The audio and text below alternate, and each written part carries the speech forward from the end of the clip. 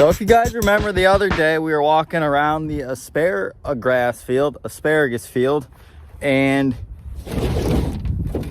some of them were just starting to poke out of the ground. We had some that were, I don't know, maybe 6-8 inches. We had some that were just babies popping out. Well, let me tell you what some sunshine and some rain does. Bam. Craziness. So this is a new field. I'm super excited. I have no clue to know what the yield really is going to be off this. It was a really beautiful stand all last year, even through the wet season. I'm really strongly anticipating that the yield will still be as good as it was when it first came up. So I'm excited to see this. We can only harvest for like 2 weeks because we don't want to harm the roots like we talked about. But today we're going to start walking through. We usually pick asparagus every day in the heart of the season, especially when it's hot. Next week, the temperatures are going up to, I don't know, we're going to have like consistent days with 80 degrees and sunny. So like asparagus loves that weather. It loves it. It just freaking grows. It grows and grows and grows. So that's awesome. But what I want to talk about a little bit is the harvest. So this is a hand harvested crop. It's a pretty much hand post-harvest crop as well, if you know what I mean. So basically the crop really doesn't touch much mechanism through its whole process. So one, that increases the value of it because there's not much mechanism that can go into any of it, and it's a short season crop, so you can get a higher value for it. You can pick asparagus many different ways. We do a 1 pound bunch, and we use these cool things called asparagus knives. And what they are is they're just a V-shaped knife. And what they do is they will go, this one's too small, but they will go right there. And what we're gonna do is we'll cut underneath the soil of the asparagus. And we don't want to cut inches down. We're looking just to cut about, a half or an inch below the soil. The other thing we have is we use asparagus bunchers, which I'll show you in another video of when we're actually processing the asparagus. But what we're doing is we're looking for specific lengths. So if you look at this knife here, it's got a little piece of black tape. You can see that right in the middle of the screen here. So what we're doing is using that as a measuring tape. So what we'll do is we'll go up to the asparagus, we'll just stick this knife on the ground like this, and we'll see what the height is. And obviously looking at this one, it's way too short. It's probably about half the length we need. Half the length we need.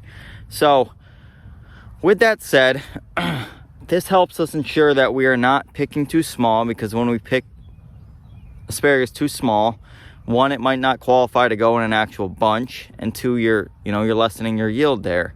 You want these to grow to a specific height so you can get that specific yield out of each bunch you want to get, and that specific height for each bunch.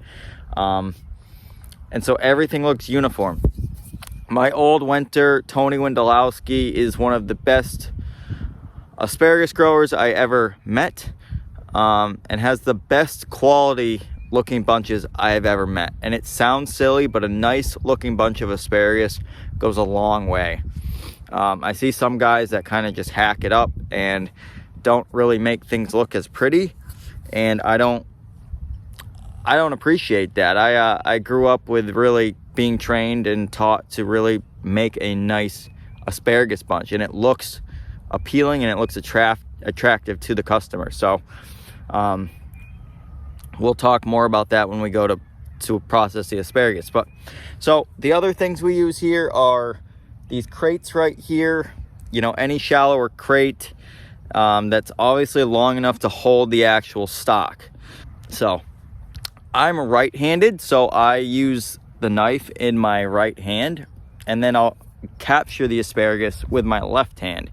And some people do it differently. Some people like to grab the asparagus like this. I tend to grab the asparagus like this when I cut it. And so then I'll hold it in my hands. The tips will be upward. You really need to be careful with the tips of the asparagus, because that's kind of the prized possession of the crop itself. A broken tip, if you will. I know it sounds funny, but a broken tip is no game. Those usually get thrown out, unfortunately. And so, you know, if you just break the tip off of asparagus, that's one whole piece that's gone. And if you do that over half the field, you know, that's a lot of yield that you're just throwing out. So it's a tender crop. It's something you have to be careful with, and you have to treat it pretty gently. So placing it in the crates important, not jostling the crates around, being gentle with the crates in transportation, being gentle once we get to the pack house and dealing with that. So there's lots of steps here, and you can probably see why that kind of adds to the, you know, the cost or the value of the crop itself.